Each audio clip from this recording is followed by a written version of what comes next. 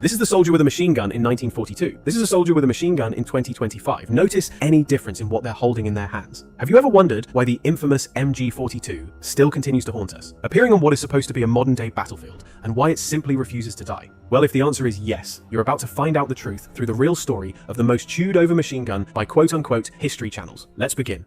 The MG-42's story can be traced all the way back to the MG-08, so why don't we start from there and then move to where it is today. Now, if you look at the MG-8 and MG-42, you'd see quite a noticeable difference. The MG-08 was a water-cooled version of the Maxim gun from World War I that changed warfare forever by introducing sustained high rates of fire. But times changed, and the Germans knew that the next war they were preparing for would not be fought in trenches like the previous one. They were working on a new, soon-to-be famous blitzkrieg tactic, and they needed something that could keep up with it and provide heavy automatic fire to the advancing infantry. So the 80-pound MG-08, chugging out some 500 rounds per minute, simply wasn't fitting this picture. By the way, the MG-8 would actually be used throughout the entire war by the Germans, but mostly in secondary lines or defensive positions. Now, during the years before the Second World War, the Germans were working hard and in complete secrecy on a new machine gun. They were strictly banned from developing new weapons after the chaos of the First World War, so they had to stay under the radar. The first thing they came up with was the MG-13, a much lighter air-cooled machine gun that a single soldier could carry, and with the first quick barrel change system instead of a water-filled jacket. Instead of a heavy tripod, it had a bipod at the end of the barrel. Remember, these were all still revolutionary features for the time, and would deeply influence the MG-42 soon to come. The biggest change, however, and the biggest reason the MG-13 was discarded, was its magazine. Instead of belts, it used a 25-round magazine, and firing some 600 rounds per minute meant you'd have about 2.5 seconds of firing time before needing to reload, so sustained suppressive fire was out of the question. 4 years went by until they came up with the first real breakthrough, the legendary and much overlooked MG-34. It was actually the first ever general-purpose machine gun in the world. It was belt-fed with a quick barrel change system made of high-quality milled parts, and now firing some 900 rounds per minute, which is about a 50% increase in the rate of fire from all previous machine guns. We could easily say that when the MG-34 appeared, it was the best and most modern machine gun in the world. No other nation had anything remotely close to its features. It was mounted on tanks and vehicles, came with spiderweb sights for anti-aircraft use, was mounted on planes as well for dogfighting and strafing runs, and of course was used by infantry in offense and defense, either firing from a bipod, from the hip, from an assistant gunner's back, or, and this is the most ingenious feature of the MG-34 and also the MG-42, firing from the Lafette mount. This mount is ingenious in itself, and we'll explain it more in a bit. Believe me, it's worth it. However, as great as it was, the MG-34 came with some problems, although they weren't so much the machine gun's problems as they were the problems of the country producing it. Yes, it was sensitive to dust, dirt, and cold, so the gunners had to clean and oil it religiously if they wanted it to fire when needed. But that wasn't why the Germans sought its younger brother to replace it. You see, the MG-34 was a luxury weapon, built from high-quality parts and through a precise and complicated process requiring professional hands. About 150 man-hours were needed to build a single MG-34, and it cost some 320 Reichsmarks, which in today's money is about 3,000 US dollars. The problem with that came when you needed hundreds of thousands of machine guns, as the war quickly spread to multiple fronts and continents. Already before the war, the Germans were experimentally trying to find something cheaper and better, using stamped steel instead that would lower the cost and production time, but not by any chance reduce machine gun performance. So imagine if you're an engineer tasked to create something better than the best machine gun in the world currently, but to cut its price and production time in half. Well, that's exactly what German engineers did. The MG-42 was born, made from stamped steel as requested, with a 30% higher rate of fire, a faster quick barrel change system, more reliable in dirty battlefield conditions, and on top of all that required half the time to produce a single unit compared to the MG-34, while also lowering the price by some 80 Reichsmarks per unit. Now I think that's a fairly impressive achievement. It quickly went into mass production once the model was finalized, and throughout the war, over 400,000 MG-42s would be produced. However, it would never actually fully replace the MG-34 for a couple of reasons. The first was that repurposing factories that were already producing MG-34s would mean pausing the production of urgently needed machine guns, and the second was that the MG-34 was the gun used in tanks as a hull or coaxial machine gun, and the MG-42 couldn't be used this way. This was because of their different barrel change systems. If you wanted to change the barrel on the MG-34, you had to unlatch the barrel housing, twist it, and take out the hot barrel from behind, then insert the fresh one and lock it back to continue firing.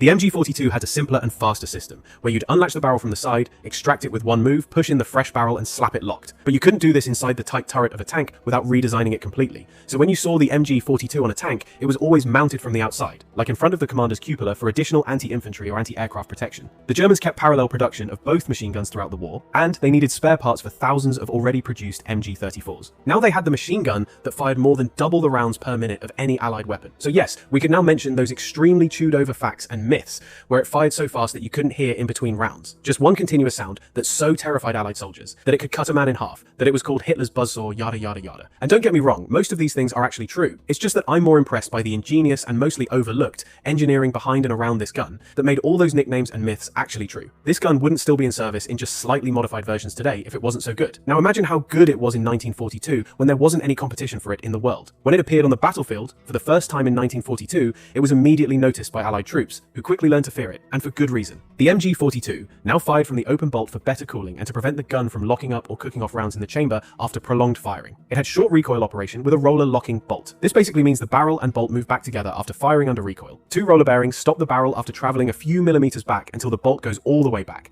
extracts the spent casing and loads the next round from the belt into the chamber and fires it upon locking, with this process continuing at extremely high speed for as long as the trigger is pressed. The standard German cartridge that was quite powerful was the 8x57mm Mauser, the same one that Kar 98 infantry rifles fired, although machine guns would sometimes use a more powerful version of the same ammunition, with tracers usually being every fifth round in the belt. This was so the gunner could observe the impact of his rounds and lead them onto the target. Belts were non-disintegrating, made of linked steel strips in 50-round links, later joined into 250-round strips for the ammo box, or longer in tanks or stationary positions. Germans also had these drums attached to their machine guns that would hold a 50-round belt, keeping it clean and ready as ammo, so they didn't have to carry it around their necks or trip over it like Allied soldiers did. Also take a look at the German ammo cans. They had neat little folding handles with leather grips for more comfortable carrying, and they were positioned so you could carry two cans in one hand, or fold them to stack boxes on top of one another where you needed space, like in tanks or bunkers. They were also watertight, could be latched onto belts or attached to the Lafette tripod. And again, the Allies had nothing anywhere near this. It's fascinating how far the Germans went in their thinking and in making every little thing work together.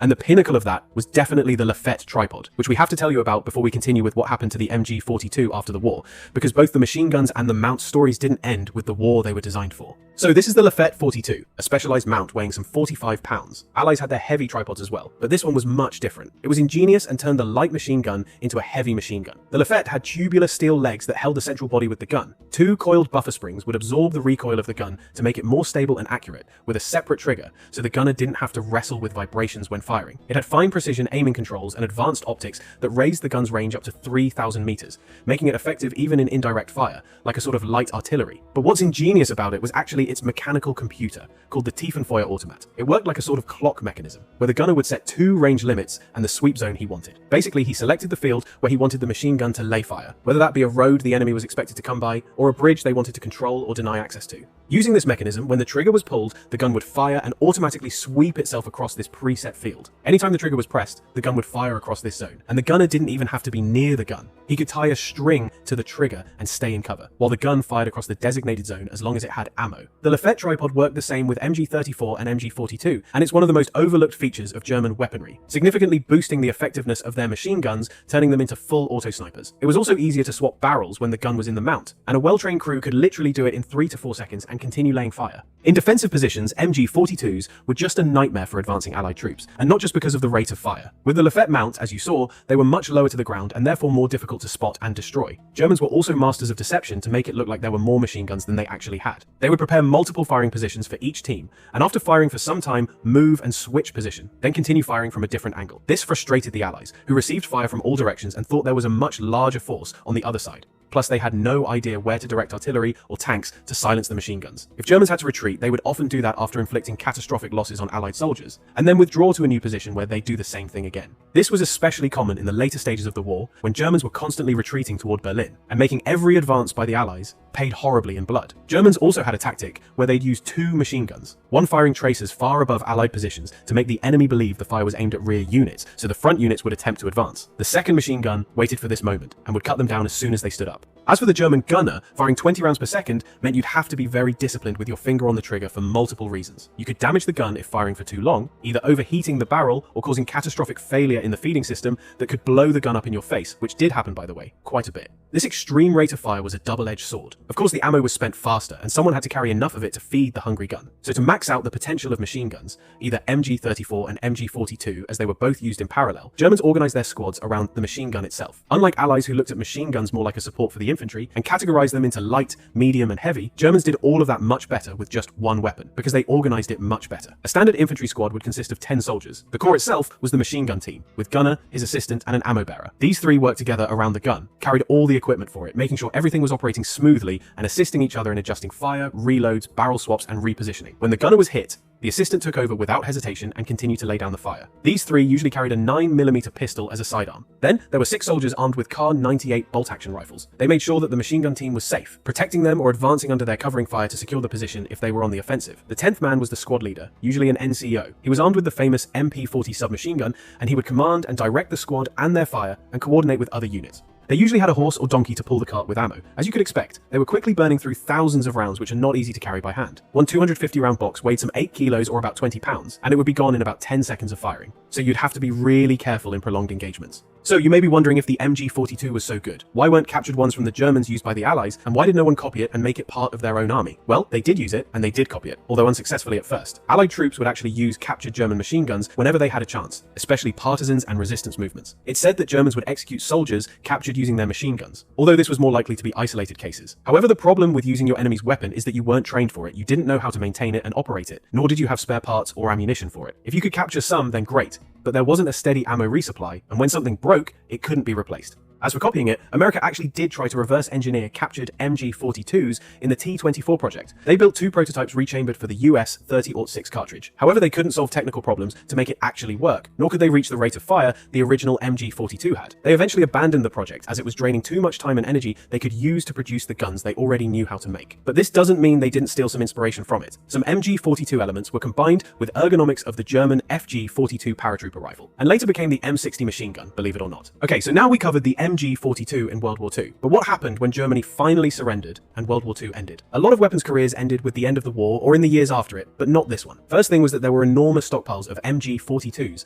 after Germany surrendered their weapons, and they were scavenged by many countries across the world, and some made their own copies. Like the Yugoslav M53, for example. It is a direct copy of the MG-42 that stayed in service for decades. Okay, now, what did Germany do when they aligned with NATO in the years after the war and needed a new general-purpose machine gun to rearm its army? They looked to British and American weapons of the time and said, well, that's crap. We already had something much better. So they took their good old MG-42’s and repurposed them in a new standard caliber, 7.62 by 51 NATO, and named it the MG-1. It was exactly the same gun as the MG-42, just with a new barrel and modifications for the different caliber. And look at this, it was still better and easier to produce than anything other nations had. In the following years, the MG-1 was a bit modified, introducing a heavier bolt to slow the rate of fire to a more controllable and economic some 900 rounds per minute. It then evolved into the MG-3 with smaller improvements, like introducing the disintegrating American belt, but the core principle of the weapon was exactly the same as in 1942, and it was now used by some of the most modern armies in the world. They even used the same Lafette-style mount, just improved with modern optics and fire control, but essentially the same thing that turns the MG-3 into an extremely deadly long-range weapon. It is still mounted on vehicles and tanks, now in remote-controlled turrets with night vision and whatnot,